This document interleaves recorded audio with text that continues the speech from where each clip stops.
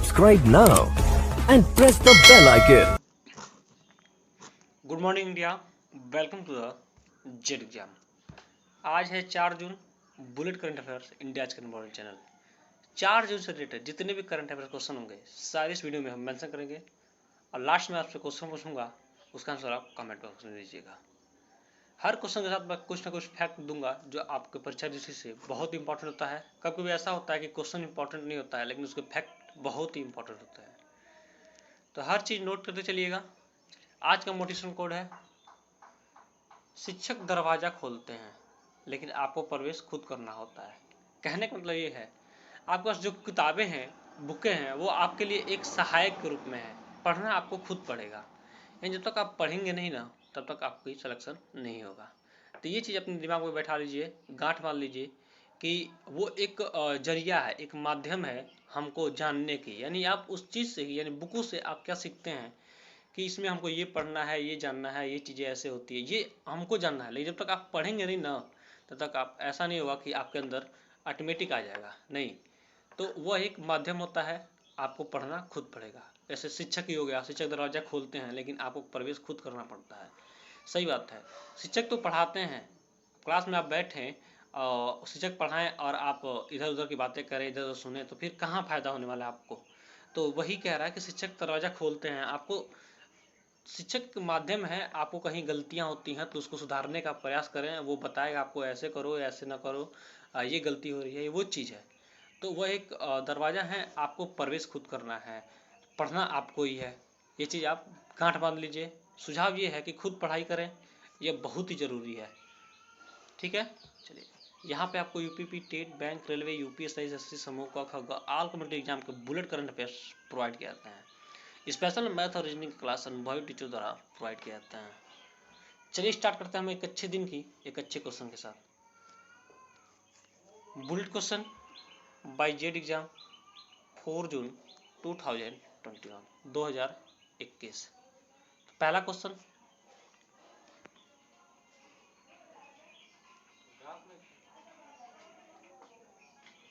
देखिए, international day of innocent children victims of aggregation कब मनाया जाता है। इसका सही आंसर रहेगा ऑप्शन नंबर बी, 4 जून को। 4 जून को international day of innocent children victim of aggression मनाया जाता है। इसमें क्या होता है, मासूम बच्चों का उत्पीड़न पर लगाम लगाने के लिए यह दिवस मनाया जाता है। चलिए नेक्स्ट क्वेश्चन बढ़ते हैं। किसके माध्यम से ग्रामीण आबादी में कोविड का पता लगाने के लिए लॉन्च किया गया एक्सरे सेतु। मोस्ट इंपॉर्टेंट क्वेश्चन, ये क्वेश्चन आपसे पूछे जा सकते हैं, तो आप इस क्वेश्चन को जरूर नोट कर लीजिए। इसका सही आंसर हो जाएगा option number C, WhatsApp. WhatsApp सब कोई चलाता है दुनिया में, हमको लग रहा है 90% लोग व्हाट्सएप जो मतलब फ़ोन यूज करते हैं तो वो व्हाट्सएप जरूर चलाते हैं। ये व्हाट्सएप क्या है, एक मैसेजिंग ऐप है, तो उसके थ्रू हम क्या करेंगे, कोविड का पता लगाएंगे। तो किस तरह उसका क्या होगा, एक्सरे करके उस पर आपको फ़ोटो क्लिक करके सेंड करना होगा, तो वहाँ से 2 आपको सर्टिफिकेट टाइप के फ़ोटो आएंगे, उससे पता चलेगा कि वो कोविड है कि नहीं है। तो ये काम कौन करने वाला है, व्हाट्सएप। अब व्हाट्सएप के बारे में हम जान लेते हैं। इसकी स्थापना हुई थी 2009 में। बनाने वाली कंपनी कौन थी, ब्रायन टेकन, जेन कॉम। ठीक है, जो व्यक्ति थे वो कौन थे, जेन कॉम। प्रोग्रामिंग भाषा एरलैंग जेन कुम। तो इतना सारा चीज़ आप नोट कर लीजिए। चलिए नेक्स्ट और बढ़ते हैं। किसने बागवानी क्लस्टर विकास कार्यक्रम का शुभारंभ किया है। तो इसका सही आंसर रहेगा option number B, Narendra Singh Tomar ने क्या किया है, क्लस्टर विकास कार्यक्रम का शुभारंभ किया है।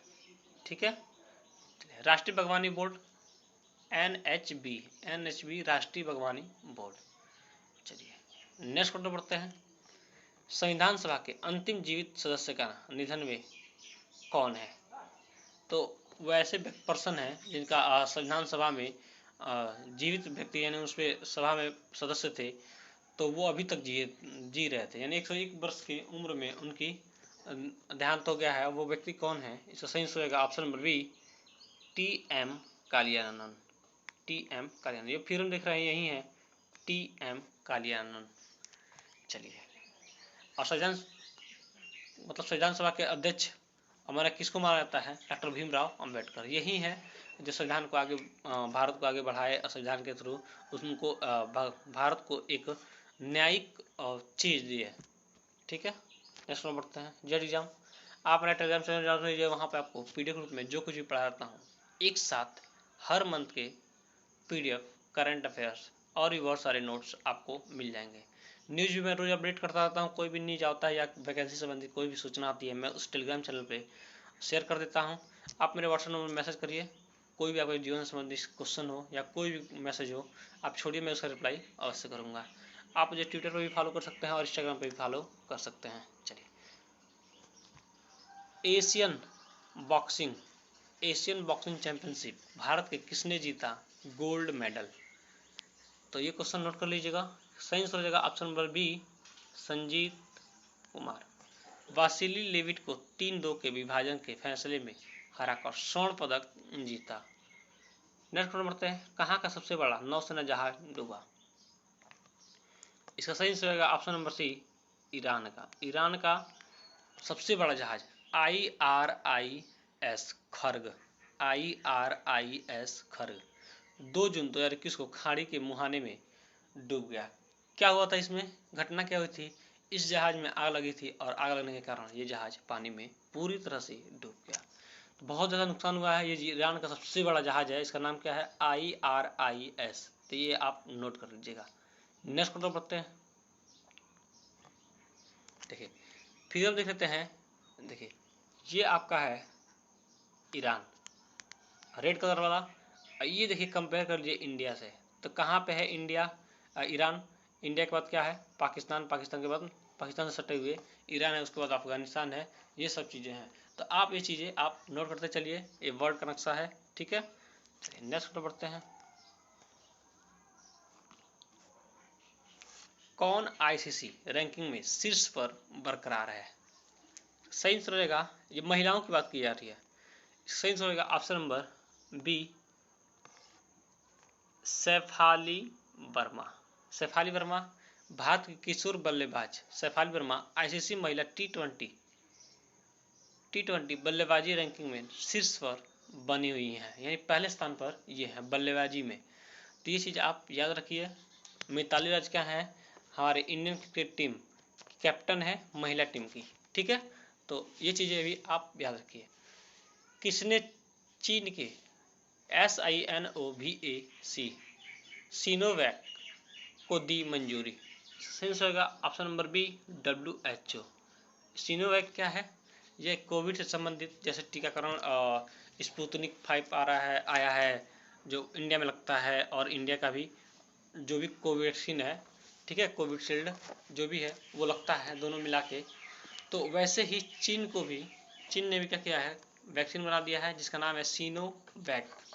ठीक है, तो इसको WHO ने, यानी वर्ल्ड हेल्थ ऑर्गेनाइजेशन WHO क्या दी है? मंजूरी दे दी है कि ये भी लग सकता है। ये आपातकालीन में लगेगा। ठीक है, उतना इफेक्टिव नहीं है, लेकिन आपातकालीन अगर आ जाता है, महामारी बढ़ जाती है, तो यहाँ पे ये काम करेगा। ठीक है, विश्व स्वास्थ्य संगठन ने आपातकालीन उपयोग सूची EUL के लिए चीन के सिनोवैक कोविड टीके को मंजूरी दे दी है। फिगर देख सकते हैं, चाइना कहाँ है? ये रहा इंडिया, ये रहा आपका इंडिया, ये रहा आपका छोटकू चाइना। ठीक है, हमारा पड़ोसी चाइना। नेक्स्ट क्वेश्चन पढ़ते हैं। कहाँ H1N1 एवियन इन्फ्लुएंजा का दुनिया का पहला मामला दर्ज हुआ है? सही रहेगा ऑप्शन नंबर बी, चीन में। चीन ने तो हरा ही दिया है, माने तो हर बीमारी चीन से ही पैदा हो रही है। फिर से देखिए, ब्लैक फंगस अभी खत्म नहीं हुआ, अभी कोरोना खत्म नहीं हुआ, तब तक एक और इन्फ्लुएंजा ने क्या किया, अपना मतलब काफिला लेके आ गया। ठीक है, तो चीन के राष्ट्रीय स्वास्थ्य आयोग, जैसे WHO हमारे माना जाता है, वैसे वहाँ पे चीन की राष्ट्रीय स्वास्थ्य आयोग क्या है? NHC ने जून 2021 को इसकी पुष्टि की है। एक मामला मिला है चीन में, ठीक है, एवियन इन्फ्लुएंजा का। चलिए नेक्स्ट बढ़ते हैं। कहाँ वन नेशन वन स्टैंडर्ड योजना शुरू हुई है? तो इसका सही आंसर रहेगा ऑप्शन नंबर बी, भारत में वन नेशन वन स्टैंडर्ड योजना शुरू है। इसकी हर 5 साल में कम से कम एक बार समीक्षा की जाएगी, यानी बैठक की जाएगी और इसके बारे में देख रेख किया जाएगा। चलिए नेक्स्ट क्वेश्चन बढ़ते हैं। फिगर देख लीजिए, ये है आपका चाइना, ठीक है, ये इंडिया है, नेपाल। तो मैं चीज़ें बार बताता हूँ ताकि कुछ चीज़ों को कभी भूले ना और हमेशा के हमेशा याद रहे। तब हर पॉइंट हर कोशिश करिए कि आपको चीज़ें याद रखें। करंट अफेयर्स एक टाइम सेट कर लीजिए, ठीक है, सुबह या दिन में देख लीजिए करिए। कभी ना कभी टाइम निकाल कर आप करंट अफेयर जरूर देख लीजिए। देखिए आप एक और काम कर सकते हैं, किसी काम कर रहे हैं या खाना बना रहे हैं या कोई सा भी काम कर रहे हैं, आप स्पीकर एक बार सुन लीजिए, ठीक है, वीडियो चालू कर दीजिए, स्पीकर सुन लीजिए, फिर एक बार वीडियो देख लीजिए। आपको चीज़ें कभी नहीं भूलेंगी। आप, मैं दावा करता हूँ, आप इसको फॉलो करिए।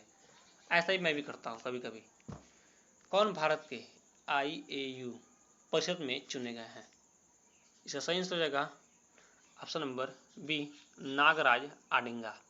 इंटरनेशनल एसोसिएशन ऑफ अल्ट्रासन IAU कांग्रेस में एशियन प्रतिनिधि के रूप में चुने गए हैं। फिगर में देख रहे हैं, यही है नागराज आडिंगा। नेक्स्ट में बढ़ते हैं, बाल स्वराज पोर्टल किसने लॉन्च किया है? इसका सही आंसर होगा ऑप्शन नंबर बी, NCPCR राष्ट्रीय बाल अधिकार संरक्षण आयोग NCPCR ने उन बच्चों के लिए ऑनलाइन ट्रैकिंग पोर्टल बाल स्वराज कोविड केयर लिंक तैयार किया है जिन्हें देखभाल और सुरक्षा की जरूरत है। यानी कहने का मतलब ये है, जिनके माता पिता नहीं हैं या जो बच्चे बिछड़ गए हैं अपने माँ बाप से या ऐसे गरीबी जीवन यापन करते हैं या घूमते हैं, कोई स्थान नहीं है, उनके लिए NCPCR बाल स्वराज पोर्टल लॉन्च किया गया है इसके तहत। चलिए नेक्स्ट क्वेश्चन पढ़ते हैं।